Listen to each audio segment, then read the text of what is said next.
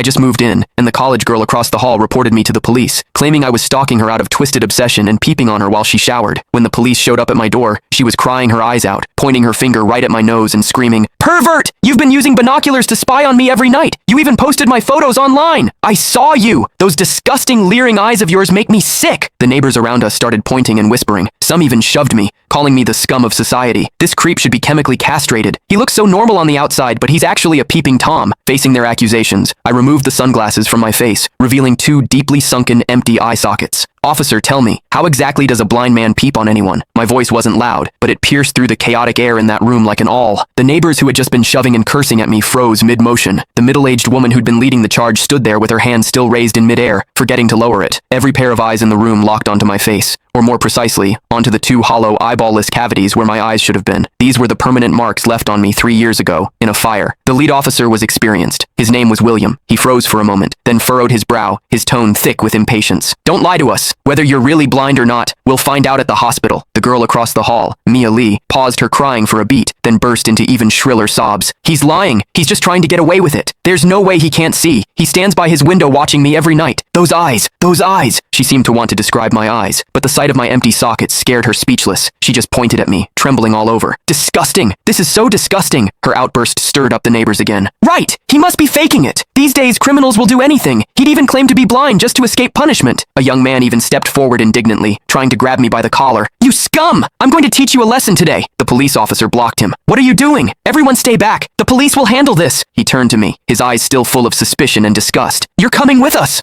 I didn't resist. I calmly held out both hands. Cold metal touched my wrists. Two younger officers flanked me on either side and led me toward the elevator. Behind me, Mia's crying mixed with the neighbors' curses into a chaotic din. "Scum of society! Get out of our community! Hope you rot in prison!" I could see the righteous expressions on their faces. I could also hear the pleasure in their voices as they trampled me into the mud. I stepped into the elevator. The metal doors slowly closed, cutting off the noise from outside. One of the younger officers, probably new to the job, couldn't help but ask me quietly, Are you really blind?" I tugged at the corner of my mouth but didn't answer. The other officer patted his shoulder, signaling him to keep quiet. But I knew that in their minds, the scales had already tipped completely in favor of that tearful young girl. After all, it was a young, pretty, pitiful college student on one side, and on the other, a suspicious man living alone, wearing sunglasses. In their eyes, it was crystal clear who was the victim and who was the perpetrator. What they didn't know was this. Sometimes, what the eyes see is the biggest lie of all. And I, a blind man, had seen something that none of them had. For instance, when Mia accused me, her heartbeat was steady, without a single ripple of genuine emotion. The interrogation room at the police station was harshly lit by fluorescent lights, and the air